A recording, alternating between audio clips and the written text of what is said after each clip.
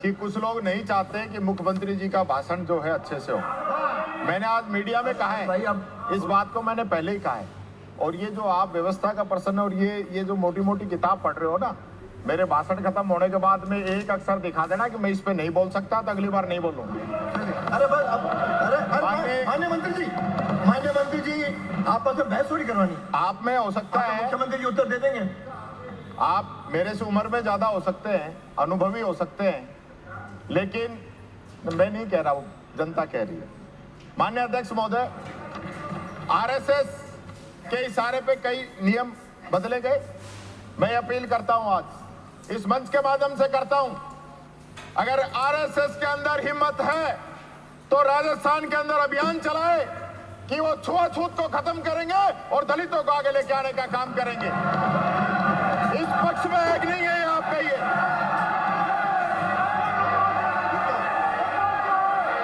अच्छी बात है, अगर तो दलितों के पक्ष में नहीं हो,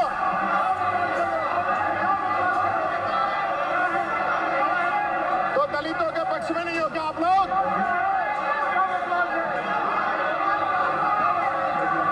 मुझे खुशी होती आप सब लोगों का समर्थन मुझे मिलता। आप संगठन का नाम सोच समझ के ले, नहीं तो मेरे को यहाँ रखना पड़ेगा। मुझे खुशी होती कि आप सब लोग समर्थन करते कि इस देश के संविधान में छुआछूत को मिटाने का प्रावधान किया गया है, तो हम उसके अंदर सहयोग करेंगे। आप सब खड़े होते तो मुझे खुशी होती। माननीय अध्यक्ष महोदय, मैं बात करना चाहूंगा गरीब की, मैं बात करना चाहूंगा उस पेंशन के आसरे जो लोग रह रहे हैं उनकी। बहुत बड़ी बड़ी बातें हुई, सब लोगों ने कहा पेंशन टाइम पे दे रहे हैं, लेकिन मैं तो जनता के बीच से आता हूं, मैं बताता हूं आप लोगों ने क्या कहा और पेंशन कब आ रही है। मुख्यमंत्री जी ने अभिभाषण पे कहा कि हमने दिसंबर तक की पेंशन दे दी। वित्त मंत्री जी ने 27 फरवरी को कहा कि हमने जनवरी 25 तक की पेंशन दे दी, और 24 फरवरी को रीटा चौधरी जी के क्वेश्चन के जवाब के अंदर माननीय मंत्री जी ने कहा कि हमने नवंबर तक की पेंशन दे दी, और एसएआईडी की डिमांड पर बोलते हुए मंत्री जी ने कहा कि हमने दिसंबर 2024 तक की पेंशन दे दी। ये आप लोगों ने कहा, और मैं बताता हूं आपको, आपने कब की पेंशन कब दी है। अप्रैल की आपने जून में, मई की जुलाई में, जून की सितंबर में, जुलाई की अक्टूबर में, अगस्त की नवंबर में, सितंबर की नवंबर में, अक्टूबर की नवंबर में और जनवरी में, नवंबर की जनवरी में, दिसंबर की फरवरी में, और जनवरी फरवरी दी नहीं। किस सनातन की बात करते हो? दीपावली पे आपने पेंशन नहीं दी, और आज होली का त्योहार है, होली पे आपने पेंशन नहीं दी। मुख्यमंत्री जी, मुझे इस चीज का दुख है। ये हकीकत है, मैंने आपके विभाग से भी आंकड़े लिए। ये क्यों है? ये आंकड़ों के अंदर ये भ्रांति क्यों है? आपके, मुझे कहना नहीं चाहिए, आपके यहाँ के मैंने आश्वासन मांगे थे, आश्वासन देने से मना कर दिया गया। 106 आश्वासन आपके माननीय मंत्रियों ने 1.25 साल के अंदर यहाँ पे दिए हैं, और जो पेंडिंग है, जिन पे कार्रवाई नहीं हुई, जो यहाँ बोल गए और वहां पेंडिंग बोल रहे हैं। ये बात मुख्यमंत्री जी मैं आपसे कहना चाहूंगा, इस पे ध्यान दीजिए। आपने गेहूं खरीद की बात करी, कितनी गेहूं खरीद रहे हैं आप? सरसों बाजार में आ रही है, सरसों खरीदने की व्यवस्था नहीं, और गेहूं अभी आया नहीं, आपने कांटे लगवा दिए। क्यों भाई? क्योंकि सरसों जो है वो 5900 की जगह 5052 बिक रही है, और गेहूं का समर्थन मूल्य से ज्यादा बाहर बाजार में भाव है। तो एक खाली दिखावा क्यों कर रहे हो आप लोग? दिखावा करने से काम नहीं चलेगा। आप सरसों की खरीद करवाइए। कोई फसल हो, कोई मतलब नहीं है किसान के लिए। आपने कहा 12,000 देंगे, और आपने अपनी घोषणा में कहा, अब वो 58% में वो यस है या नो है, ये मेरी समझ से बाहर है। हजार रुपए बढ़ा रहे हो आप, तो किसान की तो गलती नहीं है। गेहूं के समर्थन मूल्य की आपने कही कि हम 2700 देंगे, आपने 150 रुपए बढ़ा के रीतिश्री कर ली। क्यों भाई, 2700 कौन देगा? हाँ तो आपने करी है उनको 2700 देने की।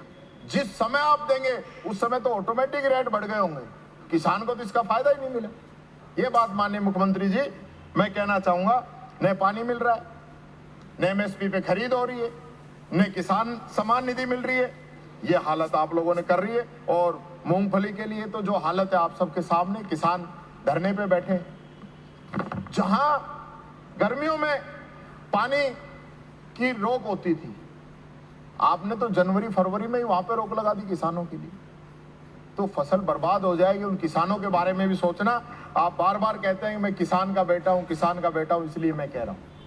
नहीं, मेरे को कभी हो सकता है जमाबंदी चेक करानी पड़ जाएगी, ये चक्कर पड़ जाएगा फिर। माननीय अध्यक्ष महोदय, आईफा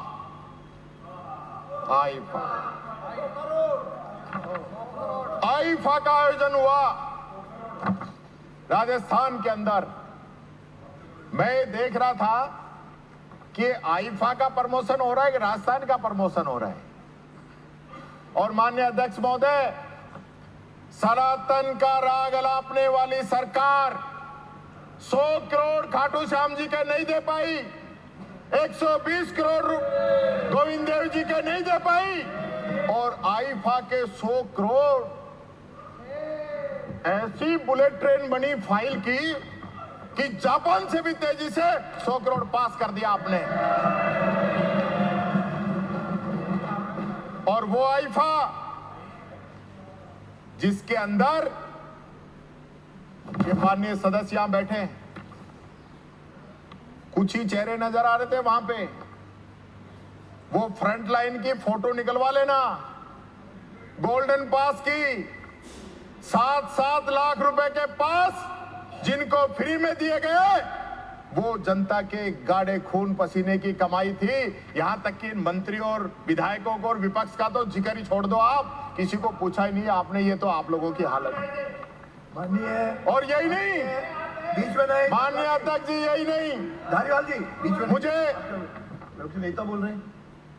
इतना दुख हुआ उस दिन कि माननीय मुख्यमंत्री जी के विधानसभा क्षेत्र के अंदर, सांगानेर के अंदर अंतर्राष्ट्रीय महिला दिवस होने के बावजूद, गर्भवती होने के बावजूद, 3 साल के बच्चे के सामने आप जिस विभाग के मुखिया, आप तो मालिक ही हैं, लेकिन गृह मंत्री भी आप हैं, आपकी विधानसभा है, उस महिला के साथ पुलिस के कांस्टेबल के द्वारा बलात्कार किया गया।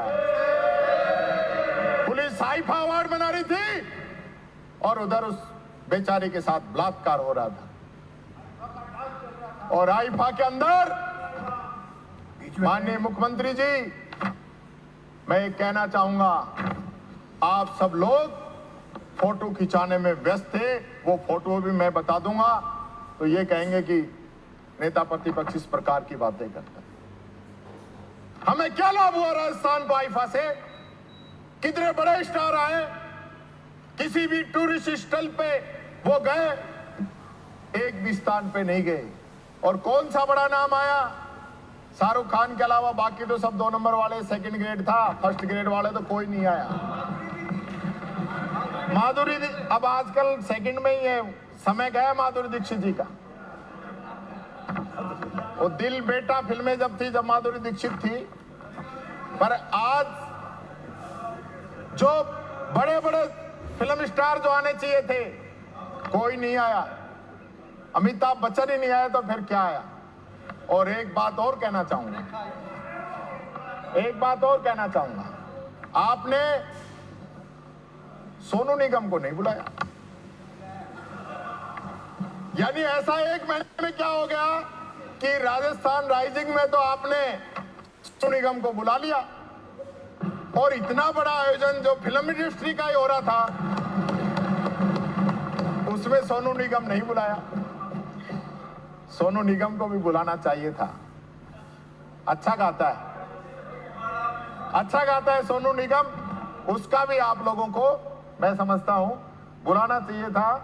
ऐसा नहीं होना चाहिए कि हम लोग, कोई मान लो हमारी किसी बात पे काट कर दे या हमें कोई सुझाव दे दे, उसको हम नहीं माने, उसका आगे से रास्ता नहीं बंद करना चाहिए।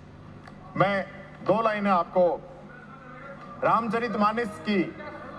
रामचरितमानस की सुनाना चाहूंगा कि सचिव वैद गुरु तीनी जो प्रिय बोली भय आस, राज धर्म तन तीनी कर होई बेगी नास।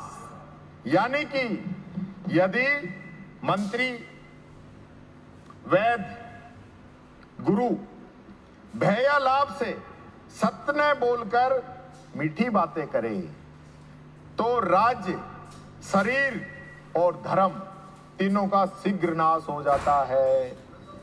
तो ये जो चारों तरफ लोग आपको जो मीठी मीठी बातें कर रहे हैं ना, इनकी बातों में आने की जरूरत नहीं है। मुख्यमंत्री जी, जनता के बीच में जाइए। आजकल मुख्यमंत्री निवास के दरवाजे गरीबों के लिए तो बंद ही कर दिए। बताए ओटीएस के अंदर आप जनसुनवाई करते थे, मेरी सुन लो पूरी बात, फिर आप खुद ही मेरे पक्ष में आ जाओ। लेकिन जब से आप सिविल लाइन शिफ्ट हुए, आपने तो जनसुनवाई करनी बंद कर दी। 2 अफसर बैठा रखे हैं, वो ऑफिसर मिलते हैं तो ऑफिसर तो जिलों में बैठे हैं, तहसीलों में बैठे हैं।